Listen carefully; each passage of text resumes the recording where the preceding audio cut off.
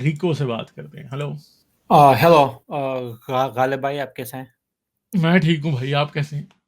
بالکل ٹھیک. آج کا کوئی ٹاپک ہے؟ نہیں ٹاپک نہیں ہے، آپ نے جو کوسچن پوچھنا ہے، جو بات کرنی ہے آپ کر سکتے ہیں.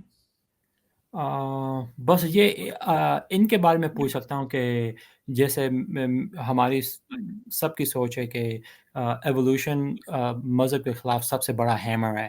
آئی تھنک کسی نے بولا تھا long time ago against Christian religion. تو ابھی یہ اسلام کے اوپر آتا ہے کہ evolution is like a really big hammer against religion. مگر یہ آج کا یہ جو جیسے یہ ڈاکٹر رانا ڈجانی ہوگی، یہ کوئی عرب ڈاکٹر ہے، تو یہ ایوولوشن مانتی ہے اور یہ ساتھ میں پریچ بھی کر رہی ہے.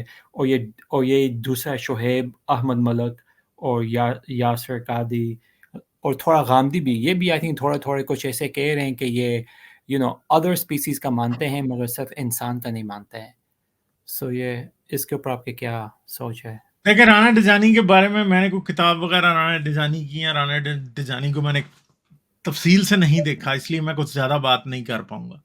مگر میں آپ کو یہ بات ضرور بتا سکتا ہوں کہ ایک سائنٹسٹ، کچھ لوگ ہوتے ہیں وہ اپنا دماغ کمپارٹمنٹلائز کر لیتے ہیں کہ ایمان کو ایک خانے میں رکھنا ہے اور سائنس کو دوسرے خانے میں رکھنا ہے. اور سائنس کے بارے میں ان کی آنیسٹی ہوتی ہے کہ ان کو جو ایویڈنس نظر آ رہے ہیں اس کے مطابق وہ ایوولوشن کو صحیح مانتے ہیں. ہو سکتا ہے رانا ڈجانی اس وجہ سے جو ہے وہ کیا ہو، وہ ایوولوشن کو مان رہی ہے 100%. اب مجھے نہیں پتا کہ رانا ڈجانی کے جو ہے نا وہ کیا اصل میں کیا رانا ڈجانی کا اسلامک ریلیجس ویوز کیا ہیں. ہو سکتا ہے انہوں نے بتایا بھی نہ ہو.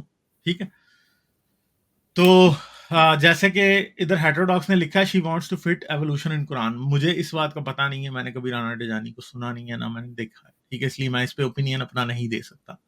مگر اگر آپ غامدی ہیں یاسر قاضی کی بات کریں تو غامدی صاحب کے بارے تو یہ بات میں نے دیکھی ہے، اور یاسر قاضی کی بھی ایک ویڈیو میری نظر سے گزری ہے جس میں وہ یہ کہتا ہے کہ ایوولوشن باقی سب سپیشیز کی ہوئی ہے اور انسان کی نہیں ہوئی، انسان کو خدا نے خود بنایا. اور اسی طرح غامدی صاحب یہ کہتے ہیں کہ انسان ایوالو ہو رہا تھا، اور وہ تو انسان کی ایوولوشن کو بھی مان لیتے ہیں. تو کہتے ہیں جو پہلا ایوالو ہو گیا وہ آدم تھا. اس اچھا. بات کی کوئی بیسس نہیں ہے. ٹھیک ہے، اس بات کی کوئی بیسس نہیں ہے. اور دوسری بات یہ ہے کہ پھر اس کا مطلب ہے کہ قرآن میں جو انسان کو مٹی سے بنانے کی بات کی گئی، ٹھیک ہے، اللہ نے تو یہ کہا ہے میں نے تمہیں ٹھیک کھنکھناتی مٹی سے بنایا. ٹھیک ہے، پھر وہ اس کو ایک جا کے جوڑنے کی کوشش کرتے ہیں کہ جی پہلی زندگی مٹی میں پیدا ہوئی تھی. بھائی ہم پہلی زندگی کے بننے کی بات نہیں کر رہے، ہم انسان کے بننے کی بات کر رہے ہیں. اور اللہ نے انسان کو کھنکھناتی مٹی سے بنایا. یہ تھیم پورے ابراہمک ریلیجنز میں بتایا جاتا ہے، اور اس کی تفسیریں جس طرح کی ہوتی تھی پہلے، حضرت محمد نے کوئی یہ نہیں بتایا تھا کہ جی یہ بات کوئی معرفت کی باتیں ہیں جو تمہیں ابھی سمجھ نہیں آئیں گی مگر تم کل کو سائنس جب آئے گی سمجھ جاؤ گے. ایسا کوئی حضرت محمد نے کوئی ہنٹ بھی نہیں دیا. ٹھیک ہے، اور مفسرین نے، محدثین نے وہ پورے کا پورے قصے حضرت محمد کی زبانی سنائے ہیں کہ حضرت محمد نے حضرت آدم کے مٹی سے بننے کی کیا کیا تعویلات کہاں کہاں پہ کیسے کیسے پیش کی تھی. ایون کہ وہ باتیں جو کہ لکھی گئی ہیں حدیث کی کتابوں میں کہ حضرت اللہ نے حضرت جبرائیل کو کئی جگہوں سے مٹی لانے کے لیے کہا. اور ایون کہ کچھ جگہوں پہ تو یہ بھی لکھا گیا کہ صرف جبرائیل کو نہیں کہا، شیطان کو بھی کہا. اور جبرائیل گئے تو اچھی جگہوں سے زمین سے مٹی لے کے آئے، اور شیطان گیا تو گندی جگہوں سے مٹی لے کے آیا. ٹھیک ہے، تو پھر اللہ نے آدم کا پتلا بنا کے رکھ دیا کافی دیر کو، اور پھر شام کو اس میں روح پھونکی. پتلا بنا ہوا تھا، اور پتلا بنا ہوا پڑا ہوا تھا. اور جو تاریخ تبری ہے اس کے اندر تو بڑی گندی بات لکھی ہوئی ہے کہ شیطان اس پتلے کے منہ سے گھسا اور اس کے بٹک سے نکلا چیک کرنے کے لیے کہ اس کے اندر ہے کیا. اب آپ مجھے بتائیں، ایسی مزاحیہ باتیں بھی لکھی ہوئی. تو آج غامدی صاحب کو بڑی سمجھ آ گئی ہے کہ جی انسان کیسے بنا ایوولوشن کے تھرو. مگر امام تبری کو کیا مسئلہ تھا کہ انہوں نے ایسی ایسی باتیں لکھ دی، یا بخاری کو کیا مسئلہ تھا کہ انہوں نے ایسی باتیں لکھ دی، یا اوروں کو کیا پرابلم تھا کہ ان کو یہ باتیں سمجھ نہیں آئی. تو مسئلہ یہ ہے کہ قرآن کی سب سے بہترین سمجھ، یہ بات یاد رکھیے گا، قرآن اور اسلام کی سب سے بہترین سمجھ حضرت محمد اور ان کے صحابیوں کو ہے.